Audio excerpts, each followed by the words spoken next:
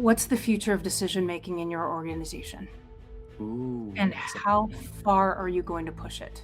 What most people don't understand is that their ability to problem solve and tackle more and more complex problems is actually not a function of their IQ, it's a function of their EQ. It's hard to find a Steve Jobs thinker in young people, but you can find that aptitude for sure. People are afraid of name calling, pointing fingers, calling people good or bad, rather than thinking about the way that we adopt as meeting people where they are. This is one of the things that I put in front of lots of CIOs and CTOs. I get AI to write rather sarcastic introductions for my guests. So I'm going to get ChatGPT to introduce Carrie at the moment. Here we go. Here's what ChatGPT had to say. All right, everyone, here we go again. We've got Karrie Sullivan. Yes, the one companies call when they've got shiny AI and suddenly remember their people are, well, human. Carrie's the change whisperer paid to explain why everyone's dragging their feet. She uses data, psychology, and a bit of patience to guide teams, sometimes reluctantly, into the future. So let's all give a half-hearted clap for the woman who helps middle managers survive the AI era, Karrie Sullivan. Okay, that was a horrible, horrible introduction for you there, Carrie. I love it. I love the, especially the middle manager part of things. That was hilarious. And we're giving you a half-hearted clap. Half-hearted, a very half-hearted clap. There's just nothing. I deserve nothing more than half-hearted for sure. So, Carrie, every time we get together, we always go over time with our with our calls because we end up trying to fix the world, and that's something that we're going to be looking at today, I guess. Now, over the last 2 decades, you've been helping organizations make their way through changes, and we've now got AI.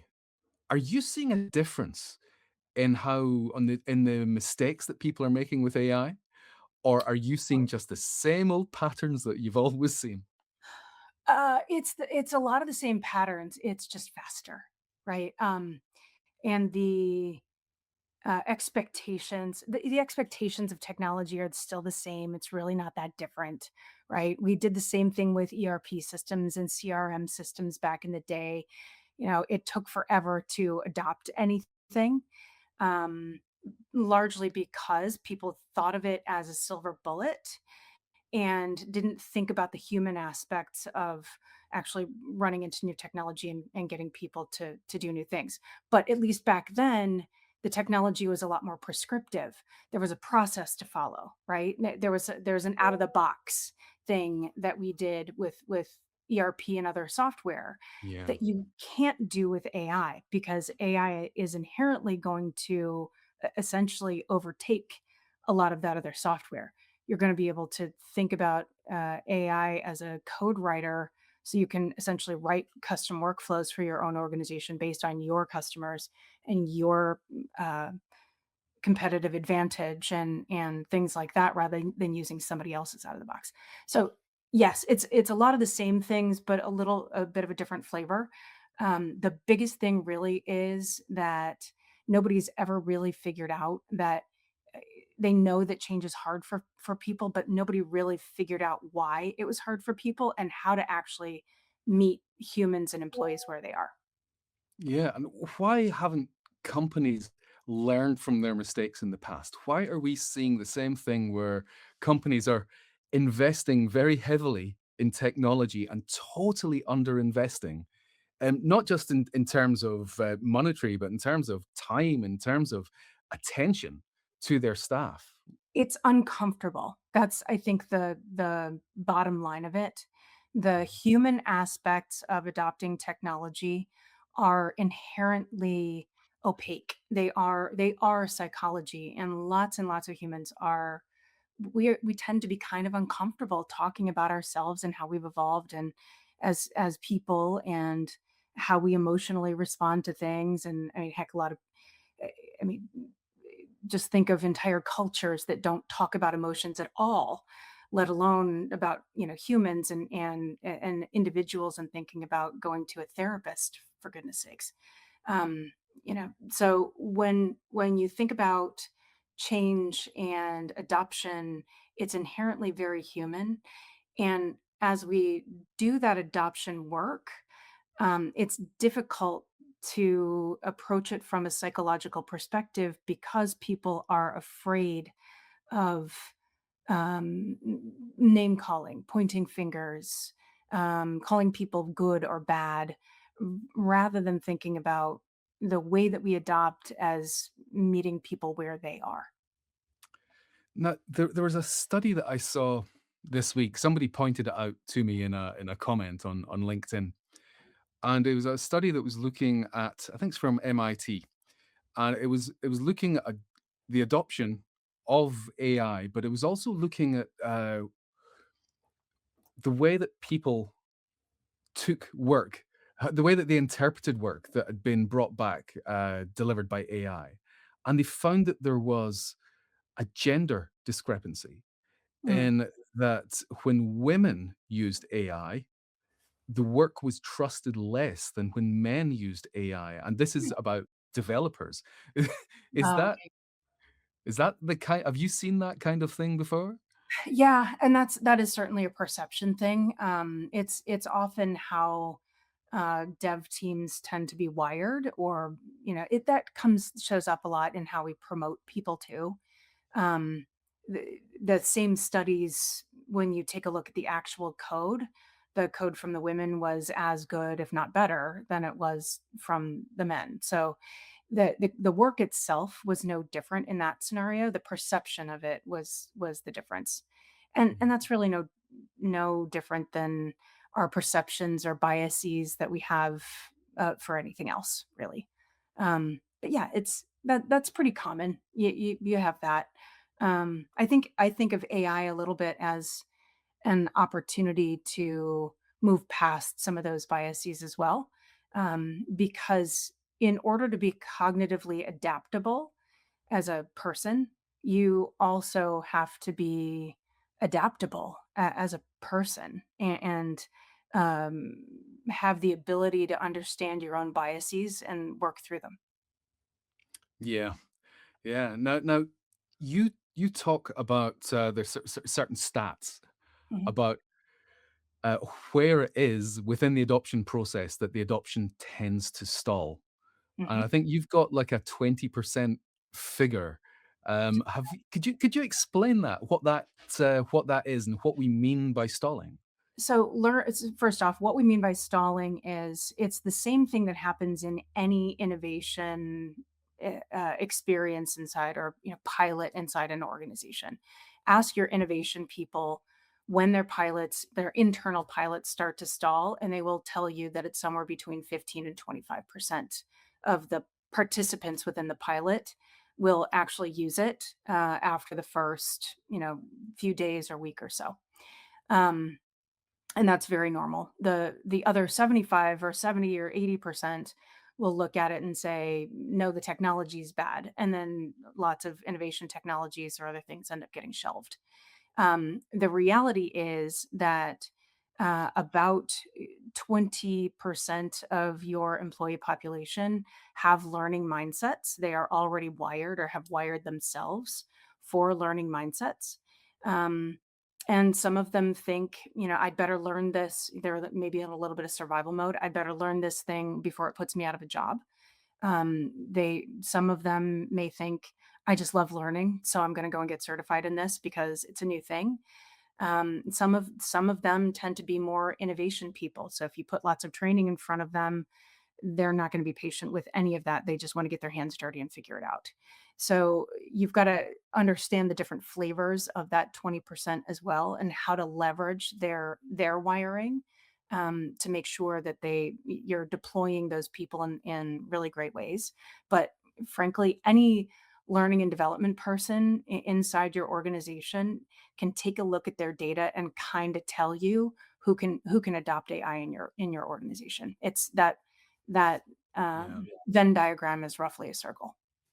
So there's an analogous figure that I've been using, which is Gallup's workplace engagement study that they do every single year, and they Mhm, look at countries around the world to see who's engaged and who isn't. And last year in the US, 32% of the workforce were engaged, mhm, and the rest are disengaged, and 17% are actively disengaged. They're screwing up mhm. the workplace deliberately, you know. And it's worse for the UK. The figures are 10% of the workforce are engaged, and 8% of the workforce are actively disengaged. Now, They're does this that engagement, I think, is an analogous uh, kind of figure for intrinsic motivation. And I guess intrinsic motivation is then again sort of linked to this idea of the self motivation for learning, being an autodidact. Is that Do you see a link between these things? absolutely. Um, and if you think about it, here's a lot of how I see it. So most organizations, once you get past a certain point of maturity, they're going to tend to promote people to their middle management rungs, and they're going to promote for stability. Yeah, They want, people that are detail oriented, that are gonna maintain their revenues, that are gonna take care of their customers, that are going to follow rules and processes, and in places like banks, you want lots of those mindsets across the organization, because in financial services, if you don't follow the rules, then bad things, very, very bad things happen, yeah. and you end up with a lot of financial services in Great Britain. Um, when it comes to transformation and change, those same mindsets struggle. They are wired for being sturdy and stable. They're not wired for transformation. And most of those people are going to be pretty self aware about their predilections around transformation or change and the fatigue that they might feel around it. So when you have folks, when we're all talking about AI, we're all talking about technology, we're all talking about transformation, and you're getting a lot of these edicts from the C-suite and from your board, and you're getting lots of pressure down from the leadership team in the organization. And then you've got a middle management team that tends to be structured and wired for stability, and they're trying to control or exert as much control over things as possible, but they're also trying to, and then potentially do a little bit of micromanaging and things like that on transformative technologies and other things you're trying to do. It gets very, very frustrating and angsty inside organizations. And we've seen more and more of that angst crop up since the pandemic. And that's kind of the other aspect of this, since when you think about how we evolve as individuals, most of us, the fastest path to our own personal evolution is adversity. We experience some adversity or friction in our lives. It could be very big, it can be kind of smaller daily, and that's how we lean into our ability to learn, be confident, be competent, and adapt to new situations. If you think about the pandemic, we all experienced this collective adversity together, and we grew at different paces as humans. So, in those organizations, a lot of what you're seeing is transformation and AI and the impact of technology, but you're also Mm. seeing the impact of growth and growth patterns psychologically from people from the pandemic. And now you layer on the fact that we've got lots of baby boomers that are leaving the workforce and leaving organizations kind of strapped for talent at the same time. You've got all of those three or four forces working together, and it makes for a very anxiety laden employee population. And I think there's something that concerns me with that. The two things there that you're talking about. One is that we've got knowledge falling off the top of the organization as Yeah. the baby boomers who have got these decades of experience, and they're leaving. And I've I've had conversations with friends who were just a little bit below retirement age, who have just gone, f this. I'm done, because there's changes happening. I don't want to have to go through this, and they're leaving early. Yeah. And then we've got the erosion of knowledge Mhm. for newcomers coming in. And my concern is, as the nerd with the brain on the desk, um, my my concern is knowledge within organizations, and I think that we've got a misunderstanding because of the names we use. The fact that we call this artificial intelligence has made a lot of organizations think that it's something it's like for like with human intelligence, and Mm, it just isn't. it's And this idea of trying to replace people has got it wrong. Yes, it can help to replace tasks, sure. but not people. But that's a bit of a side thing because there's a point I want to bring in here, which Ken has been active in the chat here, and he's got a brilliant question here that has just squashed. It's just taken over your face. Oh, we can't see you. It's There. okay. Karrie Sullivan, a lot of stalled adoption seems less about resistance to AI itself and more about unclear purpose. How much of the 20% ceiling comes from people not seeing how AI helps them do better work versus fear of change? And what have you seen work when leaders reframe AI around outcomes instead of tools? That is a phenomenal question, Ken. Thank you. Great, great Right, you layered touched it last, Carrie. Over to you. um, most of the population in your organization, um, is going to I you can't fix uncertainty and the anxiety that comes with uncertainty in most people.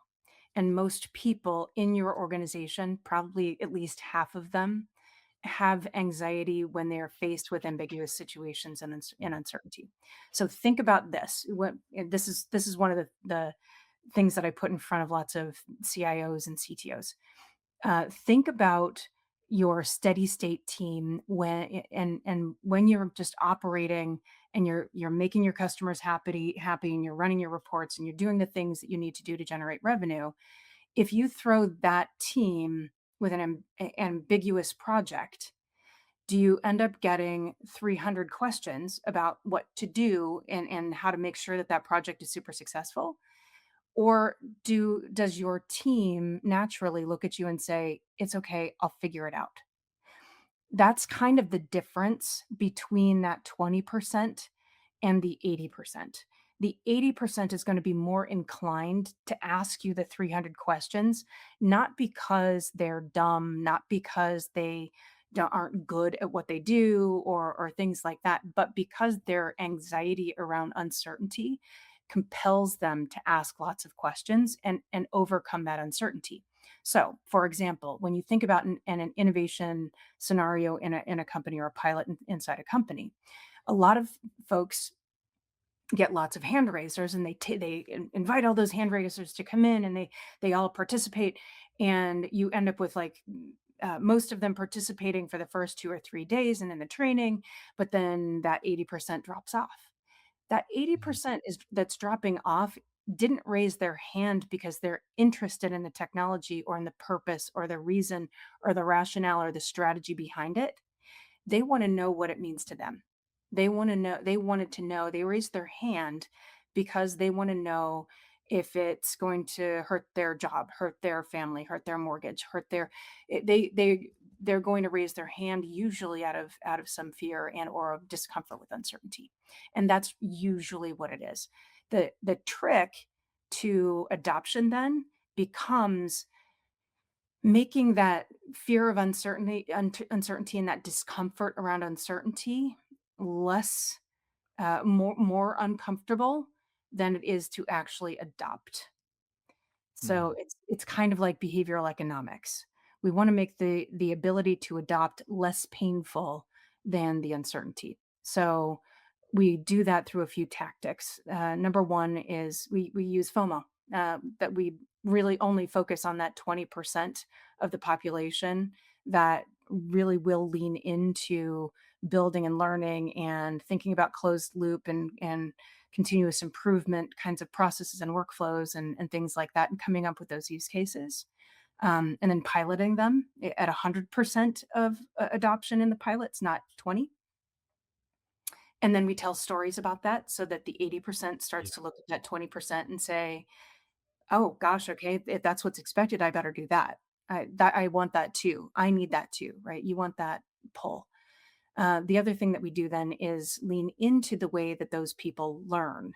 So you're not going to win hearts and minds through Socratic learning with the 80% of your employees. They're not leaning into your Socratic learning in your L&D systems right now. Just again, just ask your L&D folks. What they will lean into is prescriptive. So go back to our lessons from software. Make the process prescriptive. So as you come out of your pilots, make it very specific to the job, to the role, to the function, and turn it into a process map and a checklist and a playbook for that person, including the prompts, including exactly how you do it, use it, and when, et cetera, and how to make decisions. And that's how you get the better adoption and judgment and things like that. Once you get to 50% of your population, that's kind of the caveat, 50 to 60% adoption, you really, really want to start automating things because that's when your judgment starts to fail around AI.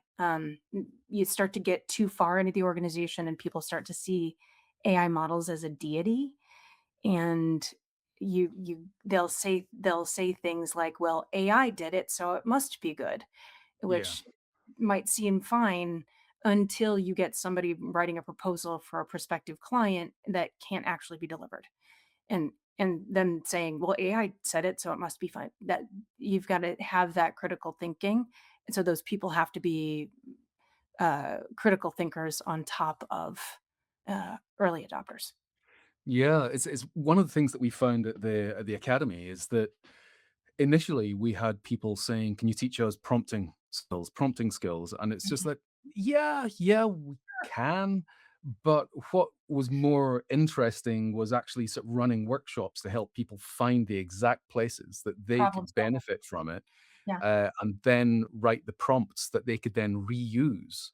yeah. So reusable prompts became a popular thing, Yep. and then towards from like October onwards last year, we started to offer the human skills that are necessary in the age of AI. And that's become very popular with our clients as well, is teaching these skills that are ancillary to AI, the things that everyone is a um, everyone is a manager now, whatever level you're at. When you're working with an AI tool, you're managing it. Your So you need manager. to understand Yep. vision, strategy, judgment is the most important one. So Judgment is judgment is actually probably the thing that I'm enjoying teaching the most at the moment.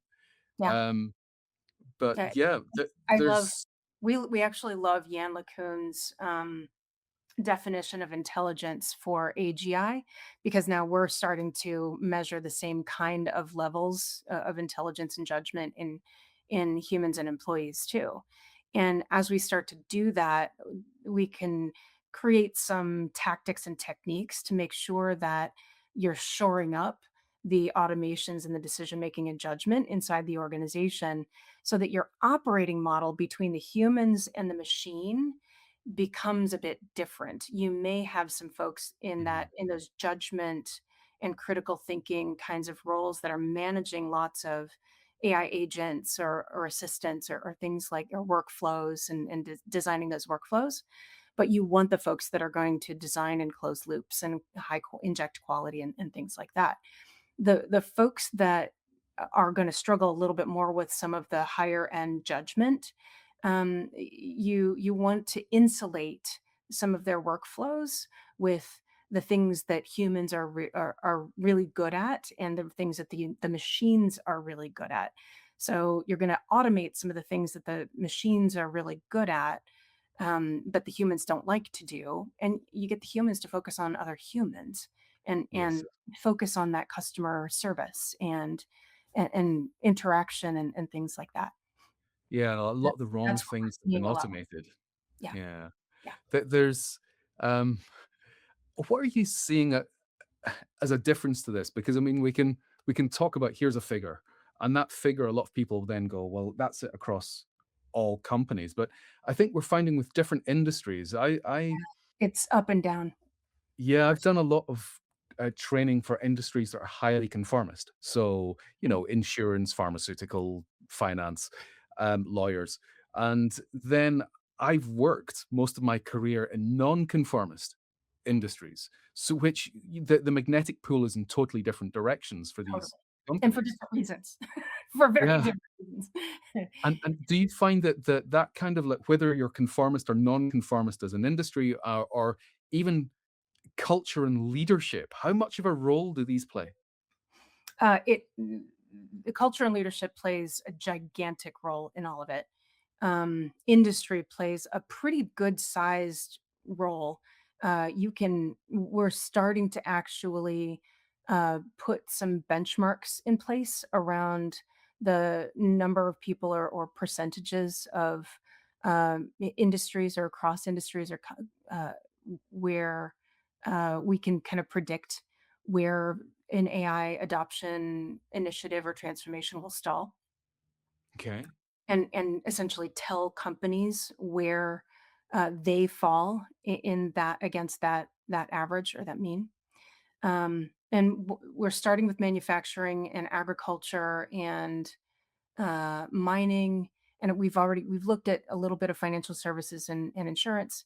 Um, Banking, oddly, uh, because of the regulatory nature of it and the amount of systematic change that they've had to make over time to comply, they've had to get a little their change process and rigor looks a little bit more like continuous improvement versus insurance, where it's much, much slower. Their regulatory compliance on data and systems and people and, the velocity of how things move in insurance, it's so much slower. Yeah.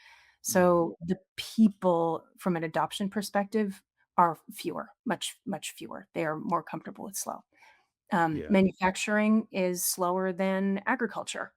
Oddly Mm. enough, in agriculture companies, you end up with lots of scientists that look at things like biology and they care about the environment and they're having to manage to lots of really complex ecosystemic problems and problems to solve. So we're finding, really interestingly, finding ag companies to have a higher amount of grassroots adoption, and then it starts to slow down in the middle of the company, and they have a tough time with the top down. So Wow. we end up coming in with the top down and helping them with the top and the middle and creating that expansion so that they can keep moving. Wow. So it's interesting across some of those some industries. We've got some lovely questions from folk here. here's here's one from Giovanni. How can I tell whether the adoption journey inside my company is complete or whether there's a need to continue? What are the main KPIs to check? I Um, mean, I personally don't think that your adoption journey probably can be complete with AI right. because the technology is changing all the time. Exactly. The technology is gonna keep changing. But that said, you don't necessarily have to stay up on every single technology either. Really, Yeah. it's about your company strategy and what it means to serve your customers and your employ and keep your employees your best employees. And making sure that both your customers and AI gives you the opportunity to make your customers and your employees deliriously happy if you do it really well and you do it really, really right. So if that becomes one of your main KPIs between your customers and your employees, that's kind of huge. Then Yeah. if you're able to operate the organization with fewer employees or replace fewer or especially as we're losing folks, because baby boomers are leaving and we start to lose some of that knowledge. If you're able to replace fewer and leverage technology to balance that workload out a little bit more, that's a beautiful thing. So, but it's got to follow your strategy, competitive advantage, where your industry is going. There are a lot of different factors there from a KPI perspective. Yeah. Paula has got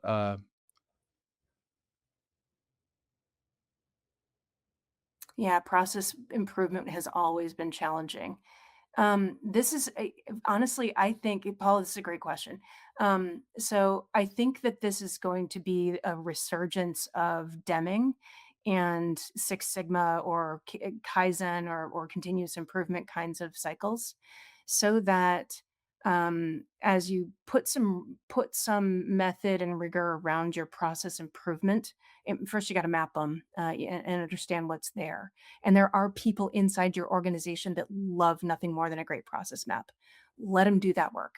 Um, but then you also want to find the people who are really, really great at thinking in terms of continuous improvement and quality and injecting accountability into those workflows and getting those people to work together on little pods of teams, so that it just creates these little bits of magic between the human operating model and the machine operating model, along with the workflow, so that you can make that workflow better. But I really think we've actually been injecting a lot more continuous improvement and people who naturally think in continuous improvement into Yeah. our cycles, and it just works like magic. So we should probably be starting to wrap up a bit now. Well, Um, that's a bummer because I like talking with you, Dave. I know, I know. Isn't it amazing how quickly these things go? Um, Does. and I think we've got more chats that we need to have. The comments have been absolutely fantastic. Sadly, um, my comments disappeared from my screen there, and I couldn't put any more up. Sadly, so what should employees? We've been talking about sort of leadership here.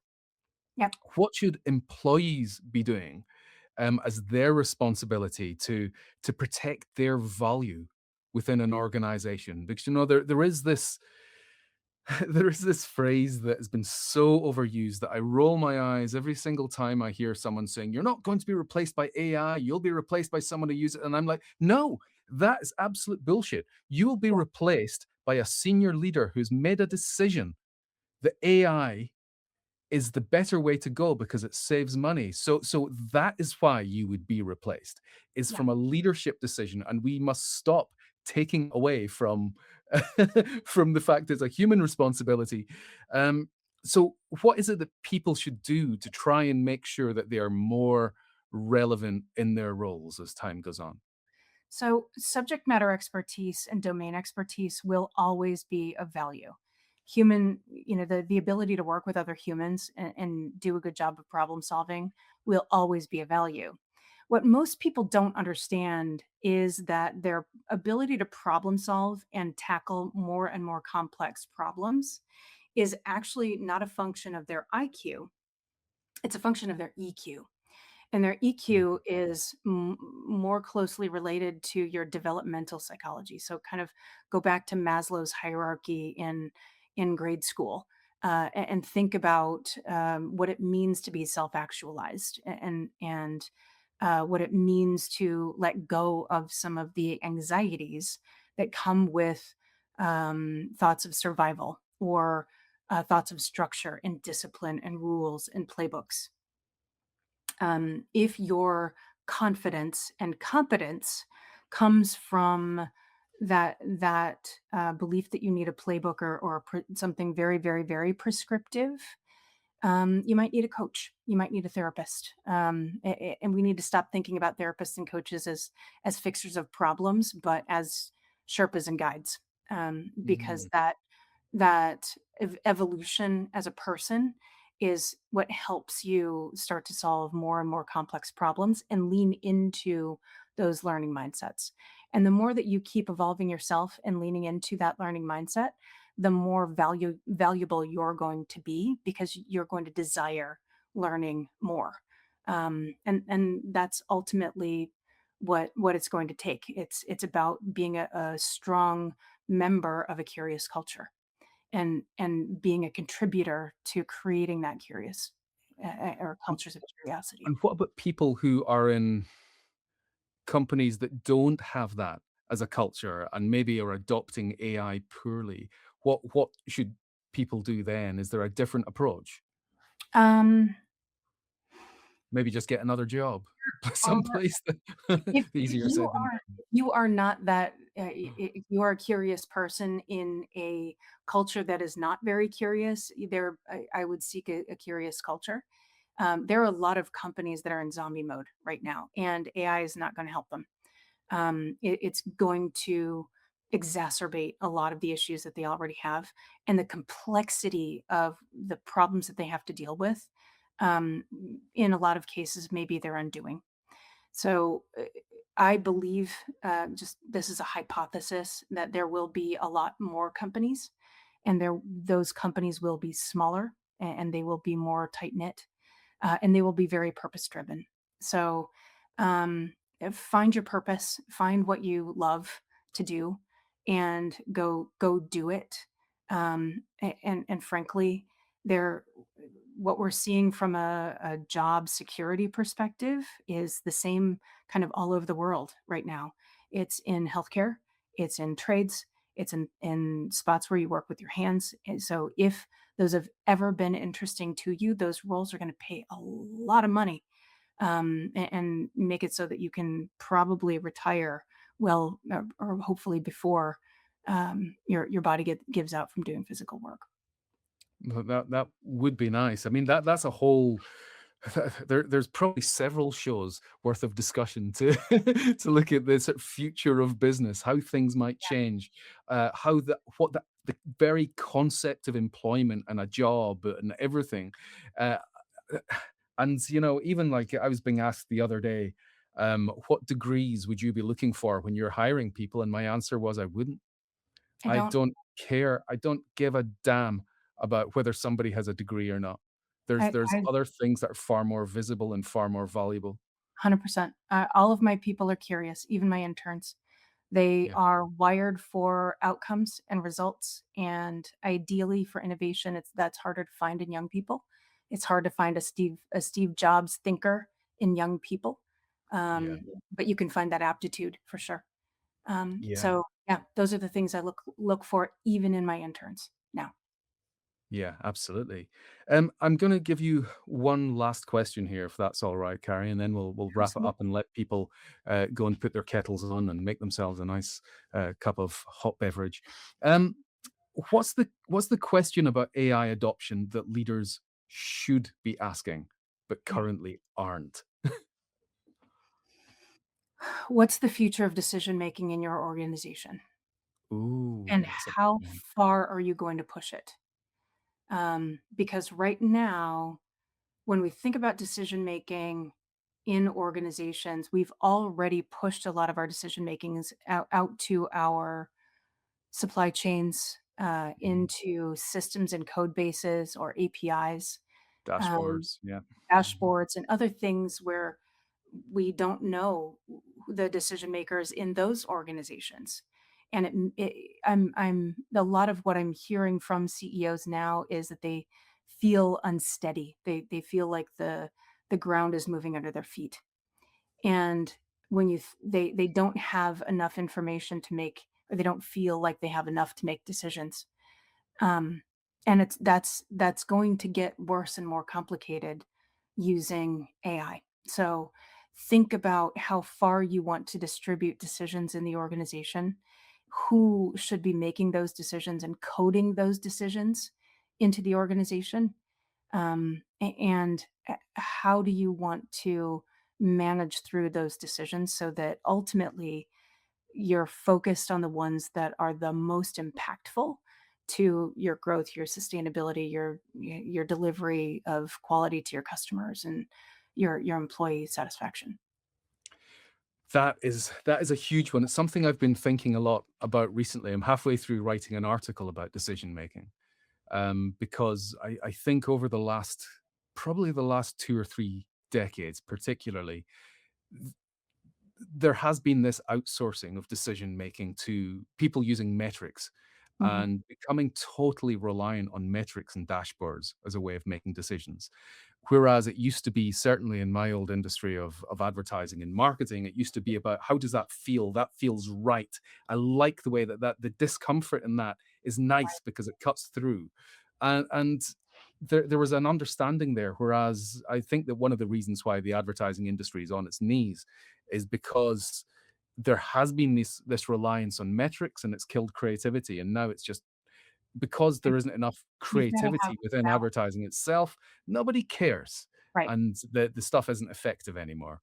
So Yeah. so So metrics has become fetishized in so many different industries, and I think that we have lost that decision-making muscle in most people in organizations, and then that aligned as the other flip side of the coin of judgment, Mhm. where judgment has been damaged. And we'll find there was a study that came out about 6 weeks ago that was looking at the impact of AI on judgment, where people are not they've not got the confidence to make their own decisions anymore. That judgment has Yeah, been hampered by AI tools and eroded. Now, what does that do for organizations when decision making and judgment is crumbling and the skills aren't there? I think that's one of the most important things for us to yeah, focus on I agree. across I totally organizations. agree. I'm ca I caught myself, um, getting almost abdicating my own judgment to AI tools, Yeah, several times this week because I am in the process of rethinking my own kind of consulting delivery model. We've automated a lot of the human metrics up front and the analytics and analysis that we do. So I don't need as many analysts, or and I use a lot of IO psychologists to do a lot of that work up front. I don't need nearly as many of them now. I don't need as many hours now. It happens so much faster. And then when we go and deliver, I can create training materials that are customized to the human yeah, using AI tools without, having an army of interns. So it's completely rethinking my delivery model. But as I'm going through the process myself, I'm finding myself uh, almost abdicating some of that decision making to the AI model and wanting it to tell me what to do or how to position things. And I have to remember that I'm the human in this situation, and what we're doing is inherently very human. So it has to rely that quality has to rely on my judgment. It's yeah. a hard thing. It's a hard thing for anybody. It is. It is. What a great place to finish this with. I think that that is probably what companies need to have on their list this year, is to be looking at decision making and judgment. And like you, I occasionally find myself asking an AI and then hating myself for it afterwards. Because I need to just use my damn brain. Um, Don't self-flagellate too much. You're doing just fine, Dave. well, wonderful. Well, Carrie, thank you so much. Here's the more Thank you. half-hearted round of applause for you. That's hard for both of us, yay. And I'm sure we'll have more chats on this in the future, because the comments have been on fire. There has Uh, just been so many comments there. So have a look after I uh absolutely will. I am happy to into the comments. look through the comments on LinkedIn, et cetera, and Yeah, answer there are loads anything. of And questions and there. please feel free to reach out and connect as well. Just Brilliant. reference Dave's podcast, so that I know to say yes. Absolutely. So go and say hello to Carrie. Um, let her know that you listened in, or you watched. And yes, I'm going to be back in a couple of weeks with another show. In about 3 weeks' time, I'm on another LinkedIn Live with someone else, with Kim Kopp. So you can see that in about 3 weeks' time. I'll be posting about that, I'm sure. But Carrie, thank you so much again. It's time for me to say goodbye to everyone. I love you. And here's the lovely piece of video again from our very own Martin Gent. Thanks so much again, Carrie. Thanks everyone for Thank you. joining. Bye Have a now. great night. Bye, guys.